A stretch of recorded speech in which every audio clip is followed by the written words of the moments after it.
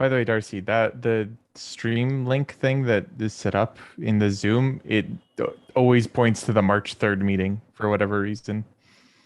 If you like do the copy stream link, I may have been tweeting out that link for like 5 months. Apologize. So, as a heads up. I just thought that meeting was super popular. Yeah. Okay, we'll have to update that with a live version of that.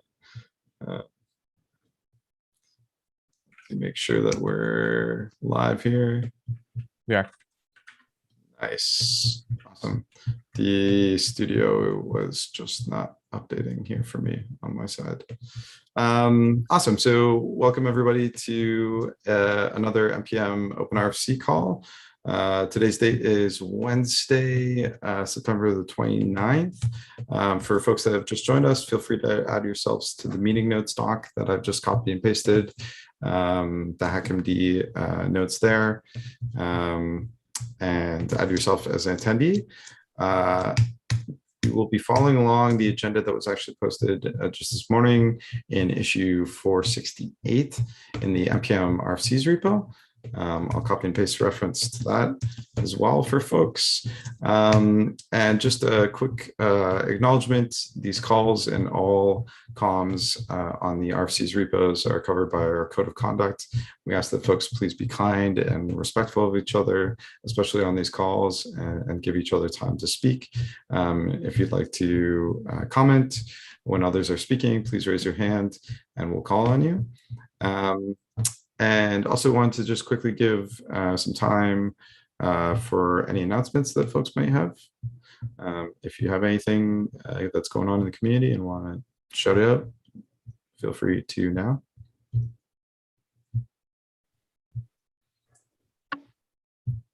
If not, I guess the one major announcement from our camp, our team, we are planning on cutting the NPM, next major version of NPM next week. So that's going to be NPM 8. We put it on folks' radar, and it's the first item here that we've got queued up that we've been talking about in issue 445 in the NPM RFCs repo. We sort of outline the intentions behind this major release cut, primarily being that we want to increase and ensure that the supportability of the project is manageable for our team, and dropping unsupported versions of Node is a part of that. And we'll ensure that we can be successful for a long time. I'm not sure if anybody had any comments or wants to share anything from that thread. I know, Gar, you were the last to comment there, specifically around the intent to also update Node chip. Yeah, just that, sorry, I got a little frog in my throat. Where we've landed is whenever 12 and 14 went into LTS, that's the minimum we're going to support. And of course, Node GUIP is going to be part of that initial update. It technically still supports parts of 10, but I think that's in the spirit of this update. And that's the only anything close to a breaking change that should go in 8. And then, and the Node.js folks are aware and they're on board. Awesome. Thanks for updating that. If there's no other comments on that issue, we can move on also to the next item, which I shuffled around here, since I know that there hasn't been much to update. And I think we had a few action items from our last call around audit assertions. So this is PR 422. Tierney, I know, I think last week we basically said we don't know exactly like what the next steps are, but there could be a separate RFC created for potentially pared down version of the NPM audit resolver supported local schema or sort of some sort of like resolutions schema that we actually do support. So I think we have it on our plate, on our team's plate, to essentially make that RFC. And yeah, I just want to essentially update that we haven't backlogged that yet. Isaac, any comments on your side? I see you're unmuted. No, I didn't have any comments. Anything on your side? No, that sounds good. Moving along then to the net new issue here. Jordan, I see you just joined. npm publish -s if needed. This is RFC 466. So I'll comment or reference the issue here. Did you want to give a quick synopsis of this, Jordan? Sure. The TLDR is inside my company. We run npm publish inside CI, as a number of folks do in the ecosystem as well. However, npm publish is not repeatable, which means that if you run it twice in a row, the second time errors. So if a CI job gets reran for any reason, of which there are many legitimate ones, it will fail.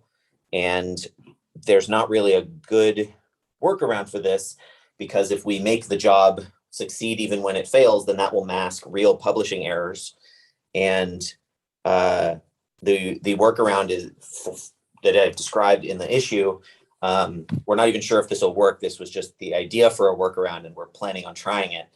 But essentially, the proposal is some sort of way to make npm publish, like when you run a command, there's two kind of philosophies. One is, if it doesn't do the thing it's meant to do, then it should fail. But another philosophy is, if at the end of the command, the desired thing is done, it should succeed. So for example, if you remove something that's already removed, it ends up not being there. So that I want that to succeed. And in this case, if I am trying to publish a specific tarball of, file contents that are the same at a certain version number, and at the end of my publish command, those are there, then it succeeded, even if it was already done a week ago. So that's the semantic I'm looking for. And I suggested it as an option. Isaac has suggested it could be by default. I'm totally happy with that. I just kind of default to asking for an option, because it's a lot easier to then ask to change the default than it is to, at the beginning. So that's the summary. Yeah, I think my take on this, the reason why I said this is just how it should work, is that probably 2020 hindsight, publish should always have been a put rather than a post. And a put, if the thing is already there, is sort of traditionally idempotent. So if you put the same thing twice, it should work the second time, possibly with some response. It's something in the response body that says, yeah, I didn't actually do anything, but this was already there, so we're good. So yeah, I don't see any reason why the npm publish apply command couldn't have that semantic, even if the registry doesn't. That's great. And I mean, this change could be made in the npm registry, and it would just retroactively work for every npm version. That seems amazing. But also, it seems great if the CLI does it too, because not every registry is the public npm registry. Well, no, it wouldn't work for other versions of the CLI, because the npm CLI doesn't even try to publish if it sees that version's already there. Okay. Right, it just gives up. But we could go ahead and, pack the artifact and then check if the version there matches the same integrity as we're about to write. Okay, I'm just not going to do that post. I'm going to say, okay, it worked. And what we could also do is say, if it's something there and it's different, then we fail, unless you do force, in which case we go ahead and post it and the server will tell us no, right? And so if you have a registry that allows clobbering versions, ill-advisedly perhaps, then npm publish -f will come back. It just won't ever be allowed on the public registry. Is there also a use case for that in the 24-hour period where you can unpublish something so people don't have to unpublish and then republish? The npm public registry does not allow you to publish the same version ever again. Oh, okay. I didn't know that. Even if you publish and then 2 seconds later unpublish it, that version number is burned forever. Okay, cool. I didn't know that. I saw your hand was up at one point. What I was going to bring up got covered in the discussion, so we're good. Well, just the force option, or essentially. No, I was going to ask if there are registries that allow republishing, and the force option, yeah, I have no questions based on the spec we're talking about. And I would agree. The CLI should just be like, yeah, it's published. We're fine. Because that's the thing you asked it to do has already been done. This also seems like a really easy semantic for every other NPM CLI alternative to implement, which is also a great thing because many companies are using alternatives. Awesome. So is the idea then dash like repeatable is not, we don't want to do that. We just want to basically change the behavior today and potentially provide dash force. Right. Just fail in slightly fewer cases, which is when it's unforced and you're trying to publish the same contents to the same version, then it no longer fails. Different content. If it's the same content. Well, right. So it continues to fail if you try to publish different content to the same version. It stops failing if you try to publish the same content. That would be the change. Right. And the force would force different content and let the registry figure out what it wants. Which in most cases will still continue to fail. But if you had a registry that allowed this, the force would allow the registry to decide. Yeah. It's an easy thing to add to for us. So we might as well. Cool. Well, that's great news. Thanks, everybody. Just taking a couple notes. We'll have to backlog the work. And Isaac, this is sort of off topic, but is there a reason why reverting and unpublish isn't something that could be permitted? Like, I understand why publishing different contents on the same version number should never be allowed, but like, if I accidentally unpublish and I want to unpublish, is there a like philosophical reason why that couldn't be allowed?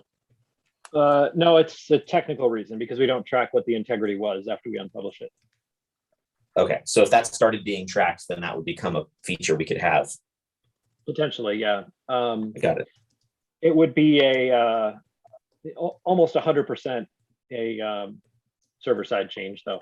The reason is that unpublishing and locking down the version number arrived prior to our current way that we do integrity checking. So it's completely an accident of history that we don't track it. Got it. Yep. Yeah. I don't know if I want to write that RFC yet for allowing to revert and unpublish, but it would be super great if the work to track the integrity was done before that RFC was written. Since it's server side, I have no input into it, just throwing that out there. Cool. In terms of the last item we have, this is PR or RFC 434. I believe we've spoken about this at length in the last couple RFC calls. I think there was an action item for you, Isaac. I think maybe just to look at this and potentially give feedback. This is the support package lock at JSON v3 and npm 7. I think this is just the this is the package lock version field. Yeah, I provided some feedback. This can probably just be turned into like, I mean, I haven't reviewed the thing, but I guess the action that's left here is just review it and ratify it, and then get on implementing it. I mean, it's not really that controversial of a thing.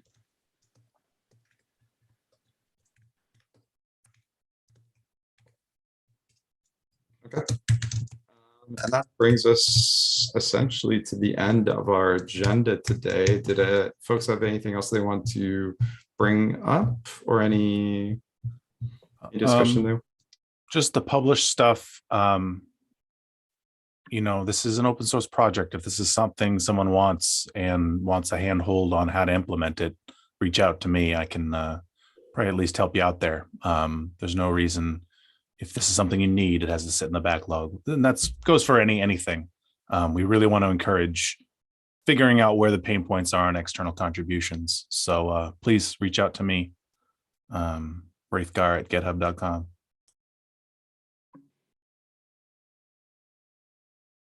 Yeah, that's good to know. Sorry, go ahead. No. One thing that got brought up, I managed the Node Twitter account, and one of the things I saw in one of the threads was an older topic that I believe we discussed with Miles a while ago, but it was, I hate that my camera focuses on my mic arm. Basically the global cache being scoped to the user by default. Is that something people would still be interested in? Like, I'm happy to try to throw up an RFC for it, but I figure since we have 40-ish minutes there, it might be good to get feelings on that before I do. What is this idea? So basically, very often it's suggested that people change the prefix of global modules to be a directory that their user owns.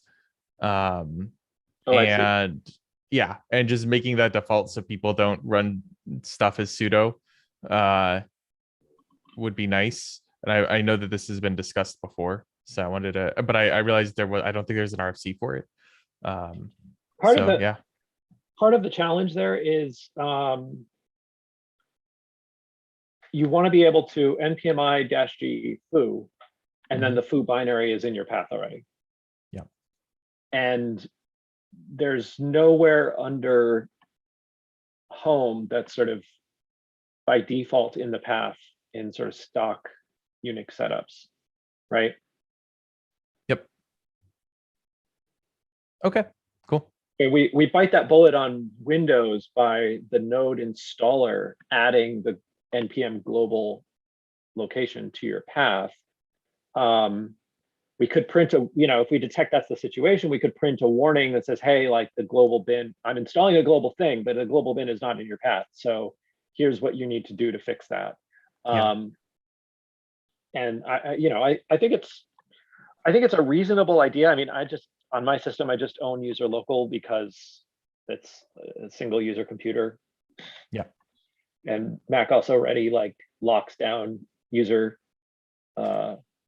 like user bin and user lib. And I think the use case for this is largely the same use case for npm audit, whatever my other PR is. It's basically first-time users who don't know a lot about JavaScript, don't know what they're doing with package managers, don't necessarily know a lot about computers. Not that they don't know enough, but they're not necessarily completely familiar with, what doing that looks like and what that means and all of that.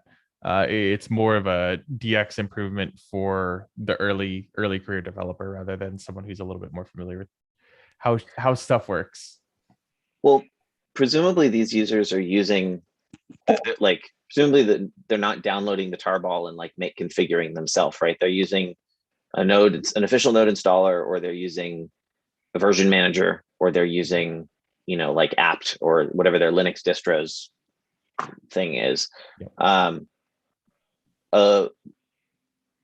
Like NVM and maybe Nave, they modify the path for you. So yeah, Nave and does they that. yes, and so the nodes they install are already that just happens. What you're asking for, it's already the case. Yep. The node installer, it seems like it could just do that, and npm wouldn't have to be involved at all, because npm will just work. If npm is installed inside the user's home directory, npm root-g will be there too. And if not, then that can be overridden with the prefix config, which Node could supply in a built-in npm RC in the npm it ships. Sorry. I would definitely recommend that we I don't know. I don't want to rely on the node installer to do stuff. Because then it gets into stickier questions of well, what about yarn, or what about PMPM, or what about whatever PM? I generally want to try to solve these things at the project level rather than the node does it for us and we're lucky that it does it for us. Right. I mean, I think the path thing just means that NPM could do it, but there would have to be instructions. Hey, user, put this in your path, or you won't be able to use global modules. Yeah. And the very users you're trying to help probably won't know how to do that unless an installer has done it for them. Yeah. So like, I'm on board with the goal. You know, I'm not sure how feasible it is to do it at the package manager level versus at the installer level. That makes sense. Cool. Guy, Perhaps there's some. Oh, sorry, go ahead. No, I just want to say, if we're talking about the new user experience, it's in everyone's best interest to point them towards NVM or Nave. Those are really what they should be using. Because Yeah, those take 100%. That's where the problem's solved, in my opinion. Yeah, and I think that this discussion was also partially tied with having an official Node NVM-ish thing previously. So that makes sense. Cool. Awesome. Is there any other discussion topics folks want to bring up or want to discuss now? I mean, sure. So I have this is related to the TLS deprecation. I'm gathering today is another one of those temporary enforcement periods because I have some things breaking.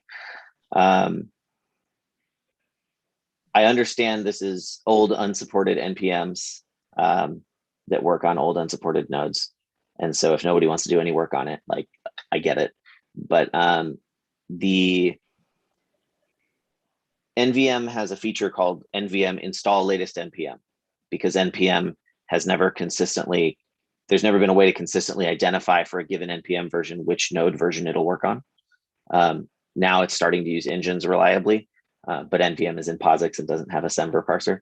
So, but the goal is you can run that function on every version of Node ever, and it will get you to the latest possible working version of NPM.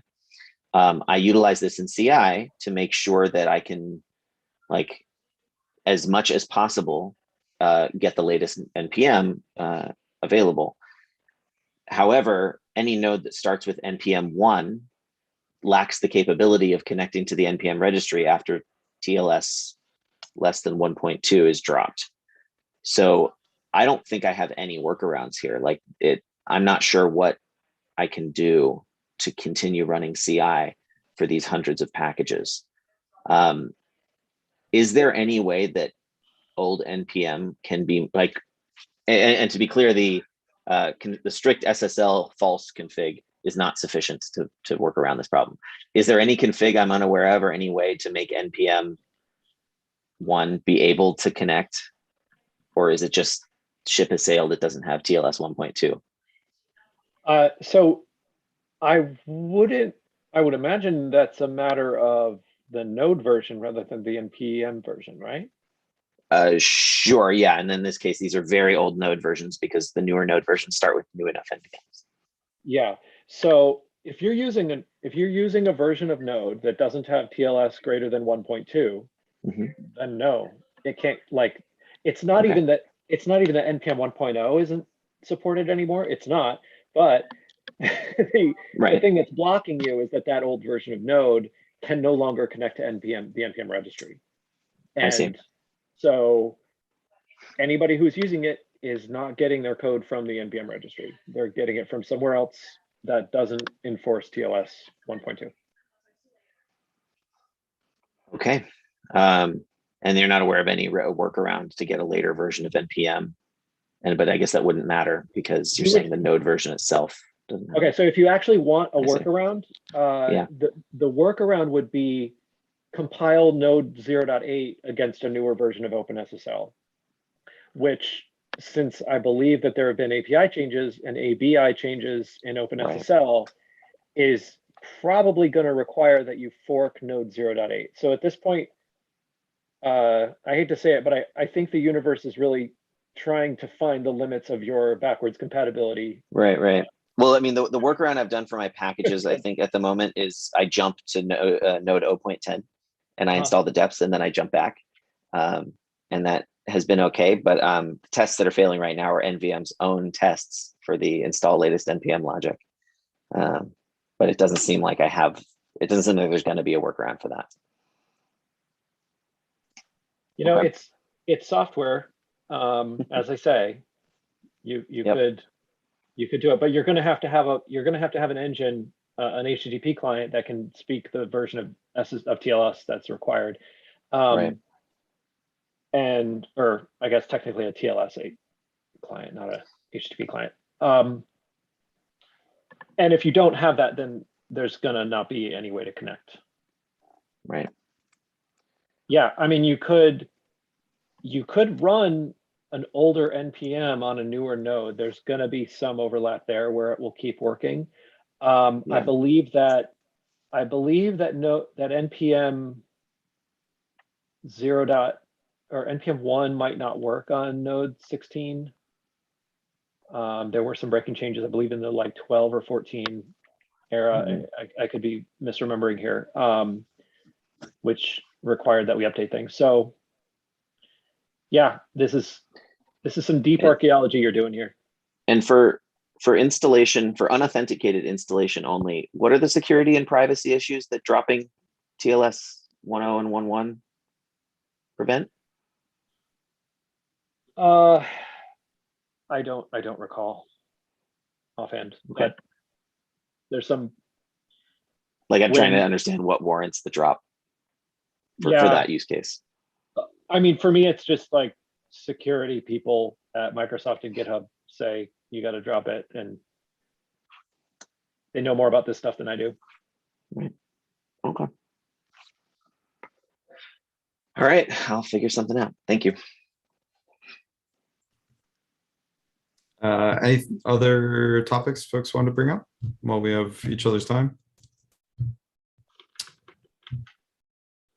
If not, I'll give you all back roughly a half hour. Thank you again for jumping on board, and hopefully we can make some progress in the next week or so. Look forward to seeing you all next week and continue on the conversation async. Cheers. Have fun.